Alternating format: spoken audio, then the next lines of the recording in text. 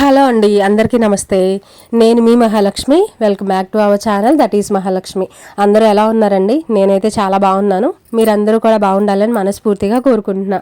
రోజులానే ఈరోజు కూడా మరొక న్యాచురల్ బ్లాగ్ అనమాట. ఇది వచ్చేసరికి మార్నింగ్ నుంచి ఈవినింగ్ వరకు అయితే కంటిన్యూ అవుతుందండి. ఎవరైనా మన ఛానల్ని ఫస్ట్ టైం చూస్తున్నట్లయితే మన ఛానల్లోకి వెళ్ళండి, ఒక 2-3 వీడియోస్ చెక్ చేయండి. బాగున్నాయి అని అంటే ఒక చిన్న లైక్ ఇవ్వండి, సబ్స్క్రైబ్ చేసి కాస్త సపోర్ట్ చేయండి.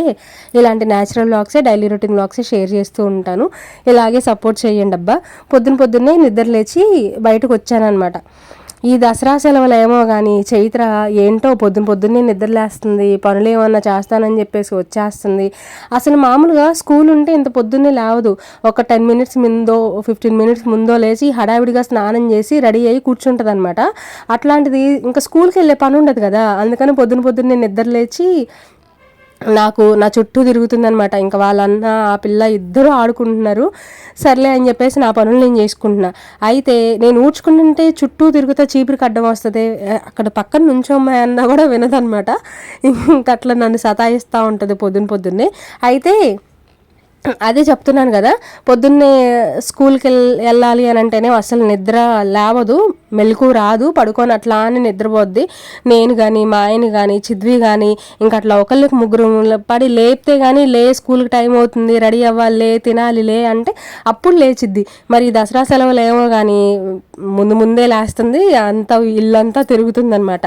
ఇంకొకటి ఏంటంటే, నాకు మామూలుగా ప్రతి సంవత్సరం దసరా సెలవులు ఇచ్చారు అని అంటే అమ్మోళ్ళ ఇంటికి వెళ్ళిపోతారు పిల్లలు. ఈసారి నేనేమో తీసుకెళ్ళి వదిలిపెట్టలేకపోతున్నా, అక్కడి నుంచి ఏమో ఎవరు రావట్లేదు అనమాట. ఎవరో ఒకళ్ళు వస్తానే ఉంటారు కానీ ఇప్పుడు కుదరట్లేదు.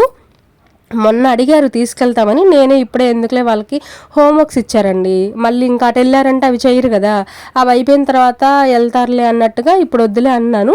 ఇంకా ఆ తర్వాత వాళ్ళకి కుదరట్లేదు అనమాట రావటం. ఇంకా అందుకని చెప్పేసి ఇంట్లోనే ఉన్నారు.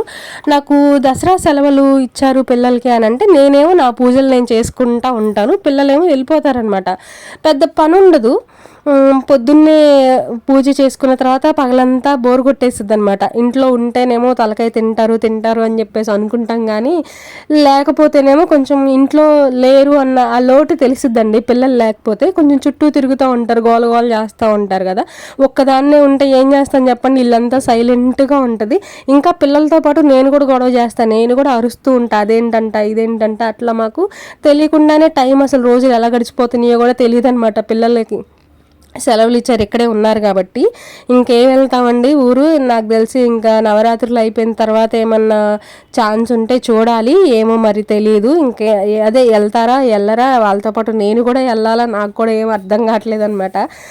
ఇంట్లో పీఠం పెట్టుకున్నాం కాబట్టి ఎటు వెళ్ళటానికి లేదు, అందుకని చెప్పేసి వెళ్ళట్లా. లేదంటే నేను కూడా సెలవులు ఇచ్చారంటే తుర్రుమని అమ్మాళ్ళ ఇంటికి వెళ్ళిపోయేదాన్ని పిల్లల్ని తీసుకొని. కాకపోతే మనకు కుదరట్లేదు అనమాట, పూజ చేసుకోవాలి కదా అని చెప్పేసి. ఇప్పుడు నేనున్న సిచ్యువేషన్లో నాకున్న ఒకే ఒక్క దిక్కు, ఒకే ఒక్క ధైర్యం వెంకటేశ్వర స్వామి, అమ్మవారు. ఇంకా వీళ్ళిద్దరినీ నేను పట్టుకొని కూర్చున్నా, నేను పూజ చేసుకోవాలి అని చెప్పేసి ఇంకా అలానే ఉన్నానన్నమాట. అందుకని ఎక్కడికి వెళ్ళట్లేదు. పూజ చేసుకోవాలి, వాళ్ళనే స్మరించుకుంటూ ఉండాలి, వాళ్ళ దగ్గరే ఉండాలి, వాళ్ళతోనే ఉండాలి అని చెప్పేసి పొద్దున సాయంత్రం పూజ చేసుకుంటూ ఈ నవరాత్రులు చేసుకుంటున్నాను. ఏమో ఇంకా ఏదో ఒక దారి దొరకకపోతుందా అన్నట్టుగా ఇంకా అమ్మ మీద భారం వేసి పూజ అయితే చేసుకుంటున్నా, ఎక్కడికి వెళ్ళట్లేదు. చూడాలి మరి నవరాత్రులు అయిపోయిన తర్వాత అయినా చూడాలి, ఏదైనా అవకాశం ఉంటే వెళ్తాను. అప్పుడు కూడా లేదంటే లేదు. మళ్ళీ పిల్లలు స్కూల్స్ ఓపెన్ చేస్తారు, వాళ్ళకి స్కూల్ మొదలైపోద్ది, అవన్నీ హడావిడి ఉంటుంది కదా. మళ్ళీ స్కూల్ పిల్లల్ని పంపించకుండా వెళ్ళి ఉండడం ఎందుకు అని కూడా ఆలోచిస్తున్నా. ఏమైద్దో తెలియదండి.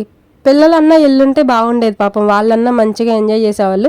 ఇక్కడ కూడా మంచిగానే ఎంజాయ్ చేస్తున్నారులేండి. కాకపోతే ఏంటంటే ఎప్పుడూ ఉండేదే కదా, ఇంట్లో ఉంటానే ఉంటారు కాబట్టి ఎప్పుడూ ఉండే ఎంజాయ్మెంటే ఇంట్లో వరకు. కానీ కొంచెం ఊరు వెళ్తే పిల్లలకి కొత్త వాతావరణం, అక్కడ పిల్లలు, ఫ్రెండ్స్, అమ్మమ్మ, తాత ఇంకా అందరూ ఉంటారు కాబట్టి వాళ్ళకు కూడా కొంచెం ఏదో చేంజ్ వచ్చినట్టు అనిపిస్తుంది.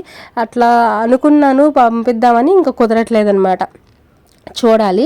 ఇంక అట్లా వాకిట్లో మొత్తం ముగ్గు అయితే వేసేసుకున్నానండి. పసుపు కుంకుమ పూలు కూడా వేసేసుకొని అంతా రెడీగా పెట్టేసుకున్నాను అనమాట.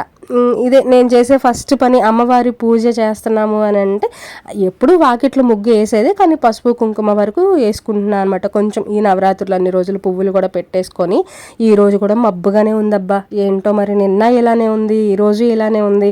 నిన్న అయినట్టు ఈరోజు అవ్వద్దు అని చెప్పేసి బట్టలు ఈరోజు దండం మీద కాదు ఇటు పక్కన ఆరేద్దాం అని చెప్పేసి అనుకుంటున్నాను అనమాట. తడిచిపోతున్నాయి కదా అందుకని చెప్పేసి. ఇంకా నేను కూడా చూస్తూ ఉన్నా కొంచెం ఎండ వస్తే బాగుండు అని చెప్పేసి. మనకి అంతేనబ్బా, ఎండ ఉంటేనేమో వాన కావాల్సి వస్తుంది, వాన ఉంటేనేమో ఎండ వస్తే బాగుండు అని చెప్పేసి అనుకుంటాము, అటు ఇటు అవుతూ ఉంటాం అనమాట. ఎవరికి ఏది ఉందో దాంతో తృప్తి పడము, ఎవరమైనా అంతే. లేనిది కావాలి అని చెప్పేసి అనిపిస్తూ ఉంటుంది.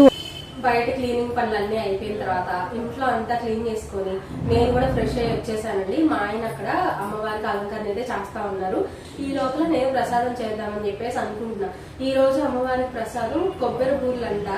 అయితే నేను ఒక ప్రయోగం చేస్తున్నాననే చెప్పాలి. ఎలా వస్తాయో లేదో తెలియదు, కానీ సాధ్యమైనంత వరకు మంచిగా రావాలి అని అమ్మవారికి దండం పెట్టుకొని చేద్దామని చెప్పేసి అనుకుంటున్నా.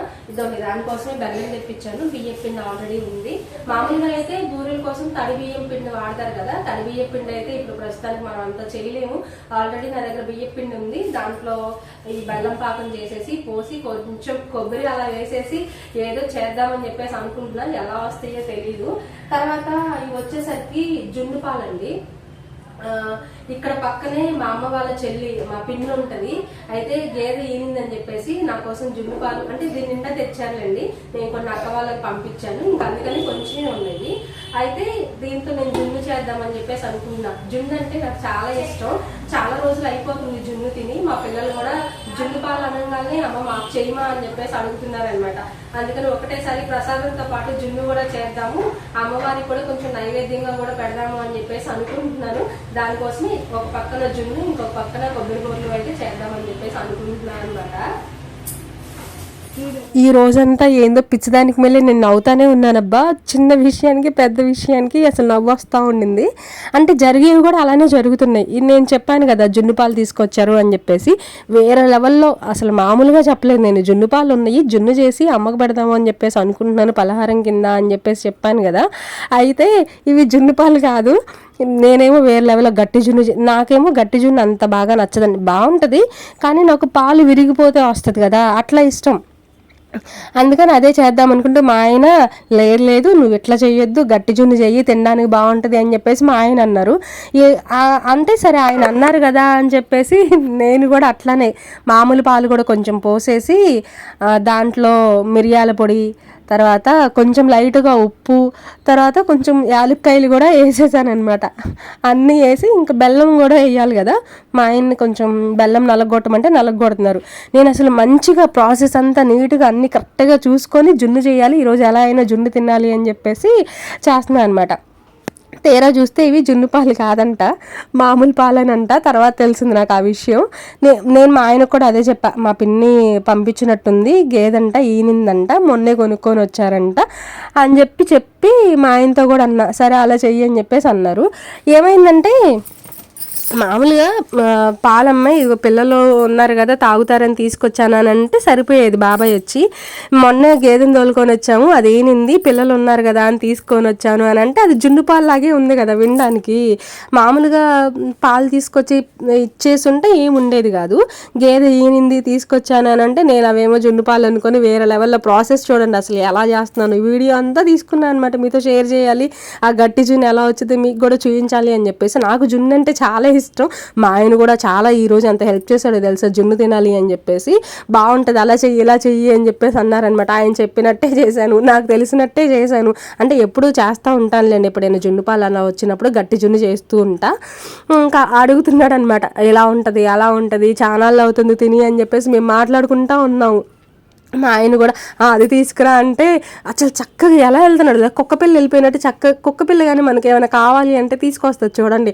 అట్లా నాకు ఏది కావాలన్నా అటు వెళ్తున్నాడు ఇటు వెళ్తున్నాడు అన్నీ తీసుకొని వస్తున్నాడు జున్ను కోసం. పిల్లలు కానీ మనం ఏ పని చెప్తే ఆ పని చేస్తారు చూడండి, ఏదైనా తినేది పెడదామని అంటే.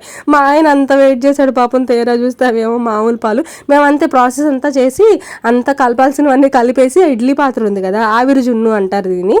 ఇడ్లీ పాత్రలో వాటర్ పోసేసి దాంట్లో ఆ తపాల పెట్టేసి మూత పెట్టి దాని పాటుకు అది ఉడుకుతూ ఉంది. మా పనులు మేము చేసుకుంటూ ఉన్నాం. తీరా చూస్తే అవి ఎంతసేపటికి ఎరగట్లేదు, అట్లా అని గట్టి చున్ను కూడా అవ్వట్లేదు అనమాట. మేము ఇంకా మర్చిపోయాం, అదే 5లో ఒక 20 మినిట్స్కో 25 మినిట్స్కో అని చెప్పేసి వదిలేసి బూరెలు చేయాలి కదా అమ్మవారి కోసము. అందుకని చెప్పేసి బూరెల ప్రాసెస్ చూసుకుంటున్నాం ఇటు పక్కన. ఇంకా మాకు తెలియదు, ఇంకా అది ఉడుకుతా ఉంది. అక్క ఫోన్ చేసి అమ్మాయి పాలు ఎరిగినాయా అంది. ఏమోనక్క ఇంకా చూడలేదు, పెట్టాం పొయ్యి మీద ఉడుకుతుంది, నేను పెద్ద పట్టించుకోలేదు, అమ్మవారికి పూజ చేసుకోవాలి, ఏదో పలహారాలు ఏవో చేసుకుంటా, ఇంకా నేను చూడలేదక్క అని చెప్పా. అదే ఇదంతా చెప్పలేదులేండి, పలహారాలు ఇవన్నీ లేదక్క చూడలేదు, పొయ్యి మీద పెట్టాము అని చెప్పేసి చెప్తున్నా అనమాట. అమ్మాయి నాకైతే ఏం ఎరగలేదు అమ్మాయి, మరి చూసుకొని అయితే అయ్యిద్ది, లేదంటే దాంతో మరి ఏమైనా చెయ్యి అని చెప్పేసి అనింది. సర్లే అక్క చూస్తానులే అని చెప్పేసి ఇంక నేను మర్చిపోవడం అంటే దాన్ని పక్కన పెట్టి అదే అయ్యిద్దిలే అన్నట్టుగా. నాకు ఇంకా ఎక్కడో నమ్మకం ఉంది ఈరోజు జున్ను అయ్యిద్ది అని చెప్పేసి. అందుకని సరే దాన్ని అక్కడ పక్కన పెట్టేసి ఇక్కడ బూరెలు చేద్దాము అని చెప్పేసి బూరెలు చేస్తున్నాం. ఇదొక ఘట్టం. ఈ బూరెలు చేద్దామని వెళ్తే అవేమో అప్పాలైనవి, బూరెలు రాలేదు. మేము దీంట్లో కూడా మంచి ప్రాసెస్, కొబ్బరి బూరెలు అని చెప్పేసి పనిమాల కొబ్బరి తీసుకొని వచ్చి దాన్ని మిక్సీ పట్టేసి దాంట్లో మళ్ళీ పెసరపప్పు అంట. మా ఆయన అసలు మామూలు హడావిడి చేయాల, పెసరపప్పు తీసుకొచ్చి పెసరపప్పు బూరెలంట, ఇవన్నీ చేస్తే బాగుంటుంది అని చెప్పేసి అందులో యాలుక్కాయలు, ఎండు కొబ్బరి, పెసరపప్పు వేసి మిక్సీ వేసి ఇచ్చాడు పనిమాల. ఇది బాగుంటుంది కొబ్బరి బూరెలు అని చెప్పేసి. అబ్బాయి ఏమనుకోమాకండి అబ్బా, నాకు చెప్తుంటేనే నవ్వు వస్తుంది, నేను అంతా నవ్వుతానే ఉన్నాను, ఎందుకు నవ్వుతున్నానో నాకే తెలీదు.